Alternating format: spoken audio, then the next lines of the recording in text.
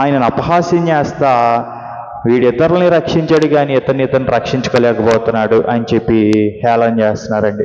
సొంత జనాంగం ఎవరు? శాస్త్రులు, పరిసయ్యులు, సద్దుకయ్యులు అని అంటే వీళ్ళేం బయట వాళ్ళు కాదు. యేసుక్రీస్తు వారి యూదుడు, వాళ్ళు కూడా యూదులే. సొంత జనాంగమే యేసుక్రీస్తు వారిని సిలువుపై ఉండగా ఆ మాటలతో అవహేళన చేస్తున్నారండి.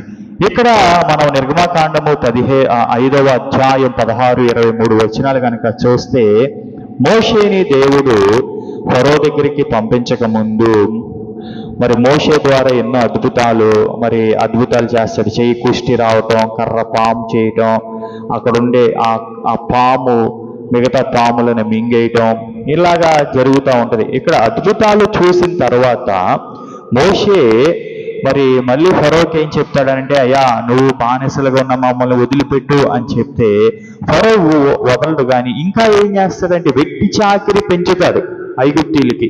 అంటే సరైన స్ట్రా అంటే సరైన సరుకు ఇవ్వకోకుండా, మెటీరియల్ ఇవ్వకోకుండా ఇంకా ఏం చేస్తాడు, అంతకుముందులాగానే మీరు ఇటుకలు తయారు చేయండి అని వెట్టి చాకిరి పెంచుతాడు.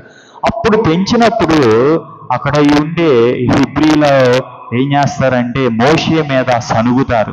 చూడు, నువ్వు చేసిన దానివల్ల ఈరోజు మేము ఇంత అనుభవిస్తాం. అంతకుముందు చక్కగా బానిసత్వం ఉన్నావు కరెక్టే, కానీ ఇప్పుడు నీ వల్ల ఇంకా పెరిగింది అని చెప్పి మోషే అద్భుతాలు చేసినా కానీ అతన్ని శంకించినట్టుగా మనకి కనిపిస్తుంది.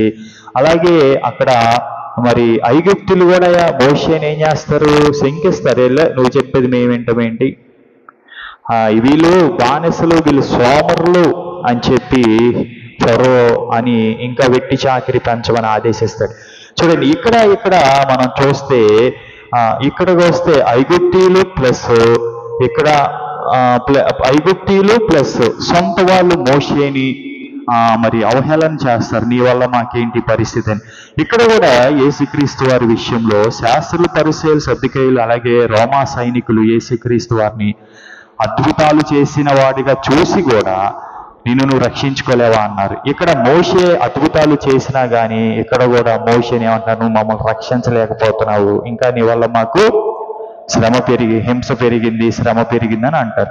ఇక్కడ లూకా ఇంకా 3వ దాంట్లోకి వస్తే లూకా 23:39 వచనంలో చూస్తే మనకి చెడ్డ దొంగ కనిపిస్తాడు. యేసుక్రీస్తు వారితో సిలువ వేసినప్పుడు ఆయన ఒక్కడనే వేయలేదు, కానీ సిలువ ఆయన పక్కన, కుడి పక్కన, ఎడం పక్కన ఇద్దరిని సిలువ వేస్తారు. మంచి దొంగ, చెడ్డ దొంగ ఉంటారు. చెడ్డ దొంగ ఏమంటున్నాడంటే చూడండి, లూకా సువార్త 23